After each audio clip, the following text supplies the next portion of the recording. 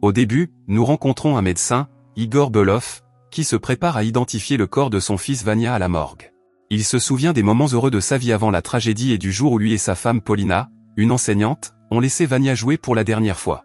Igor a donné à son fils la montre de son père et lui a expliqué quand il devait rentrer à la maison. Mais Vania n'est jamais revenu. En voyant le corps mutilé du garçon, Igor a compris qu'il ne s'agissait pas de son Vania. 3 années se sont écoulées. Igor et Paulina Belov ne se remettent toujours pas de la perte de Vania et décident d'adopter un enfant pour combler le vide dans leur vie. Ils arrivent dans un ancien refuge pour enfants dirigé par des religieuses.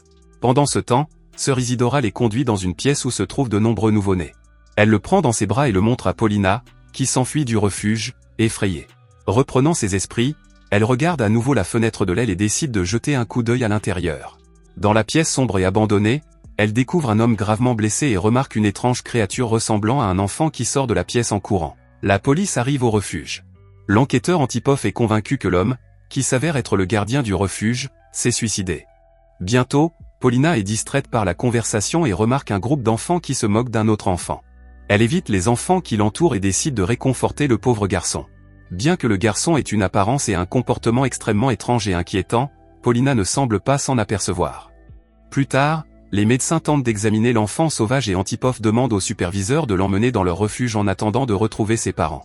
Entendant cette conversation, Paulina dit qu'ils sont prêts à prendre l'enfant avec eux, d'autant plus que leur maison de campagne se trouve à proximité. Cependant, Antipov les informe qu'il sera d'abord emmené dans un centre spécialisé et Paulina accueille le garçon renfermé. Igor n'est manifestement pas enthousiaste à l'idée que sa femme accueille cet enfant étrange, mais il ne dit rien. En quittant le centre d'accueil, sœur Isidora lui demande instamment d'emmener n'importe qui d'autre que cet enfant. Mais il ne la prend pas au sérieux et lui dit qu'il ne sera probablement pas autorisé à le prendre de toute façon. Sur le chemin du retour, Paulina aperçoit soudain l'enfant sur la route et demande à son mari de s'arrêter. Elle se précipite hors de la voiture et prend dans ses bras l'enfant troublant, qui a mystérieusement échappé à la police, et convainc Igor de le ramener chez lui. À la maison, Paulina commence avec enthousiasme à ranger la chambre de son fils adoptif, mais Igor lui demande de ne pas s'attacher à lui parce qu'ils l'ont pris illégalement. Bientôt, Igor entend un bruit étrange et un chat qui pleure au 2e étage. Paulina se précipite vers l'enfant et commence à le calmer. Igor entend sa femme appeler l'enfant Vania, comme leur fils disparu, et est vraiment désolé. Le lendemain, Igor trouve l'enfant dans le garde-manger, rongeant un jouet comme un animal sauvage. Il tente de lui enlever le jouet et de le sortir du garde-manger, mais l'enfant se libère agressivement et Igor lève la main sur lui. La femme accuse son mari d'avoir effrayé Vania et recommence à consoler l'enfant. Pendant ce temps, l'enquêteur Antipov arrive et les informe que l'enfant s'est échappé. Il demande si les Belov l'ont vu, mais Igor insiste sur le fait qu'ils ne l'ont pas vu. Avant de partir, Antipov dit qu'il sait que l'enfant est avec les Belov, mais il dit qu'il est de leur côté et qu'il essaiera de les aider pour la garde de l'enfant. Plus tard, Igor invite un psychothérapeute familial, Vasiliev. Après avoir examiné l'enfant, il révèle qu'il souffre d'une grave malnutrition et d'un retard de développement. Bien qu'il n'ait pas plus de 6 ans, il devrait en avoir 9. Vasiliev suggère de l'envoyer chez des spécialistes, mais Paulina hésite à l'emmener chez les médecins, estimant que l'enfant va bien et qu'ils peuvent s'en occuper seuls. Le lendemain, Igor ne trouve le chat nulle part, mais Paulina ne semble pas inquiète. Elle pense qu'il s'est simplement échappé et continue à s'occuper du petit sauvage sans s'inquiéter. Ils vont ensuite se promener et il semble qu'Igor commence à s'habituer au garçon. Le soir, il rentre à la maison et Igor appelle à nouveau le chat, sans succès. Cependant, il découvre le corps rongé de l'animal juste sous la maison, et il est clair que leur fils adoptif est derrière tout cela. La nuit, Igor et Paulina font l'amour, tandis que le garçon les espionne. Le matin, Paulina prépare le petit déjeuner pour le garçon, mais celui-ci s'enfuit inopinément de la maison. Paulina se précipite à sa poursuite et l'aperçoit immédiatement dans la rue avec une femme. Cependant, lorsqu'elle s'approche, la femme disparaît. Igor raconte l'incident à l'inspecteur Antipov, soupçonnant que la véritable mère de l'enfant l'a peut-être approché. Il demande également la permission d'emmener l'enfant dans leur appartement à Moscou, ce qu'Antipov accepte. Pendant ce temps, à Moscou, les voisins des Belov, Tatiana et Petr Makarov, rentrent chez eux tard dans la soirée. Soudain, le nouveau Vania court dans la rue derrière un ballon et les Makarov manquent de l'écraser. Sans s'en rendre compte, Paulina s'approche de Vania et l'emmène dans la maison. Elle salue les voisins et les informe qu'ils sont déjà revenus de la maison de campagne. Le lendemain, au petit déjeuner, Vania ne semble plus aussi sauvage qu'avant, mais il ne parle toujours pas. Au cours de la journée, Paulina parle à Igor au téléphone et lui confie ses inquiétudes quant à son manque d'interaction avec ses pairs. Quelques jours plus tard, Igor emmène Vania dans la cour de récréation et demande aux garçons de jouer avec lui. Les garçons se rendent compte que quelque chose ne va pas avec Vania, mais ils essaient quand même d'entamer une conversation et de lui demander son nom. Mais Vania les fixe d'un regard lourd et continue à rester silencieuse. Cela agace les garçons, qui lui arrachent le ballon et le traitent de zombie. Mais le visage de Vania change, ses yeux se révulsent et il attaque soudain la brute en lui mordant le cou. La police arrive bientôt chez les Beloff. Igor est informé que le garçon blessé a reçu 15 points de suture et que Vania est très agressif, il doit donc être placé dans une institution spécialisée. Igor soudoie la police pour qu'elle laisse la famille tranquille, mais celle-ci se contente de l'avertir de tirer des conclusions de cet incident avant de partir. Finalement, Paulina veut faire sortir le garçon, mais se rend compte qu'il s'est enfermé à l'intérieur.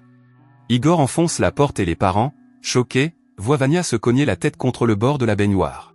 Les Beloff calment l'enfant, soignent sa blessure et le mettent au lit. Avant de quitter sa chambre, Igor remarque un de ses dessins sur le sol. Le fait l'alarme clairement et il l'emporte avec lui.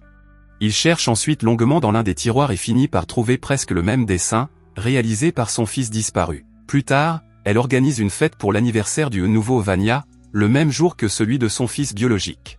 Paulina sort le gâteau avec des bougies allumées et le feu terrifie terriblement le garçon.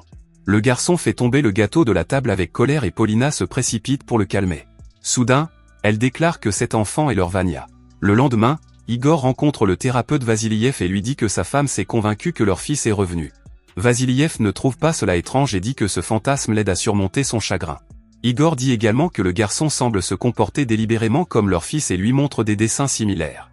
Vasiliev commence également à penser qu'il s'agit de leur Vania, radicalement changé par le traumatisme. Puis le garçon subit une IRM. Igor se rend à l'orphelinat et veut en savoir plus sur le mystérieux gardien auprès de sœur Isidora, mais celle-ci ne lui dit rien d'intéressant, se contentant de suggérer le baptême de l'enfant. Déçu, Igor s'apprête à partir. Le soir, Igor rentre chez lui et Paulina lui annonce avec joie qu'elle est enceinte, alors que les médecins avaient déclaré qu'elle ne pouvait plus avoir d'enfant. Le lendemain, Paulina et Vania se rendent chez le médecin. Lors de l'échographie, Paulina apprend qu'elle aura probablement un autre enfant. Elle dit à Vania qu'elle aura bientôt un petit frère et lui suggère de regarder l'écran, mais l'équipement ne résiste pas au regard menaçant du bébé. L'idée d'un petit frère ne plaît pas à Vania. Le médecin est convaincu qu'il n'est que jaloux et remet à Paulina la première photo de son bébé. Le soir, Paulina s'efforce de retrouver la photo de l'échographie et découvre qu'elle a été coupée en petits morceaux. Comprenant que c'est l'œuvre de Vania, elle se rend dans sa chambre, mais cette fois-ci, il n'y a plus aucune trace de son calme et de sa gentillesse habituelle. Paulina le gronde et lui saisit la main, essayant de le coincer. Furieux, Vania change d'attitude et mord la main de Paulina. Elle riposte et c'est à ce moment-là qu'Igor rentre à la maison. Le garçon se précipite immédiatement vers lui, jouant la victime, tandis que Paulina tente de retrouver son calme après l'incident.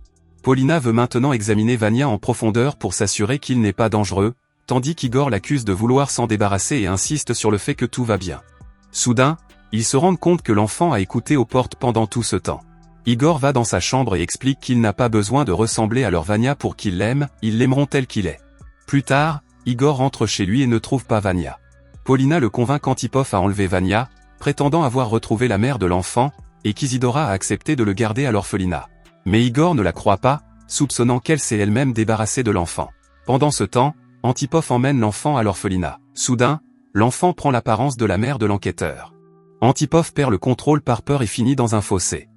Igor tente de rattraper Antipov et emprunte la même route. Il arrive bientôt sur les lieux de l'accident et se précipite vers la voiture, espérant y trouver Vania. La police le repousse en disant qu'il n'y a pas d'enfant ici. Il remarque alors un dossier près de la voiture accidentée et s'en empare en cachette. Igor examine les documents et, soudain, Vania, entier et indemne, l'appelle depuis la banquette arrière. Il le ramène chez lui, puis se rend à l'orphelinat et demande aux enfants de lui dire tout ce qu'ils savent sur le gardien. Il l'emmène dans une cachette et lui montre une vidéo d'une femme dérangée qui prétend être Lena, la défunte épouse du gardien. Igor se rend compte que le comportement de cette femme est très similaire à celui de leur fils adoptif, mais ils sont interrompus par sœur Isidora. En comparant les documents d'archives et la vidéo, Igor conclut que Lena est la sœur d'Isidora et qu'elle est bien vivante. Il est certain que Lena et le gardien l'ont cachée et qu'elle a donné naissance à l'enfant qu'ils ont adopté. C'est pourquoi Isidora ne voulait pas qu'il soit emmené. Comprenant qu'il est inutile de cacher la vérité, Isidora décide d'emmener Igor sur la tombe de Lena dans la forêt. Elle explique que Lena est morte depuis 20 ans et qu'elle n'a rien à voir avec ce qui se passe dans leur vie actuelle. Mais Igor ne la croit pas et affirme que Lena a essayé de leur voler leur enfant. Isidora avoue qu'elle l'a fait et lui tend le même journal de 1997 avec la photo de leur fils adoptif, celui que le gardien a sauvé. Igor comprend qu'il ne peut s'agir du même enfant, mais Isidora affirme qu'il ne s'agit pas d'un enfant, mais d'une chose sans sexe, sans âge et sans âme. Igor pense que c'est absurde et s'en va. Pendant ce temps, Polina reste seule à la maison avec l'entité dangereuse. Pendant le déjeuner, elle sent un objet étrange dans sa bouche et récupère une aiguille que le garçon y a placée. Alors qu'elle reprend conscience dans la salle de bain, l'enfant tente de l'attaquer à nouveau, mais elle parvient à lui fermer la porte au nez. L'enfant la supplie de le laisser entrer, mais Polina l'ignore. Bientôt, Igor rentre à la maison et trouve Polina gravement blessée. Les médecins tentent de lui sauver la vie, mais les chances de succès sont minces. L'entité arrive bientôt à la maison et frappe à la porte des voisins. Petr ouvre et l'entité lui ôte la vie, puis demande à Tatiana de lui rendre la montre de Vania. Il retourne ensuite à son appartement et donne à Igor la même montre que Vania portait le dernier jour. Les corps des Makarov sont ensuite retirés de l'appartement du voisin et Igor rencontre à nouveau l'enquêteur Yegorov, qui lui révèle la vérité sur la disparition de Vania. Il s'avère que les Makarov ont accidentellement tué leur fils et caché le corps. L'appareil d'enregistrement du moment tragique se trouvait dans leur coffre-fort et a été retrouvé lors de la perquisition.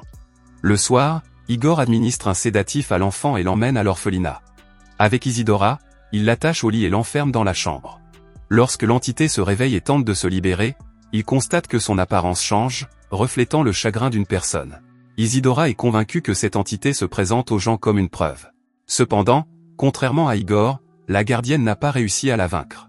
Igor s'apprête à partir quand il entend soudain la voix de Polina venant de la chambre. Après tout, elle n'a pas survécu à l'attaque de l'entité. Au bout d'un certain temps, Vasiliev arrive chez Igor. Il dit qu'il n'arrive pas à le joindre et commence à s'inquiéter. Mais Igor déclare sombrement qu'il ferait mieux de partir. Vasiliev décide de jeter un coup d'œil dans la maison par la fissure et voit soudain Polina vivante à l'intérieur. L'entité effrayante de l'autre monde a pris sa forme et Igor ne veut pas se séparer d'elle. Si vous avez aimé la vidéo et que vous souhaitez aider la chaîne à grandir, laissez un like, un commentaire et abonnez-vous.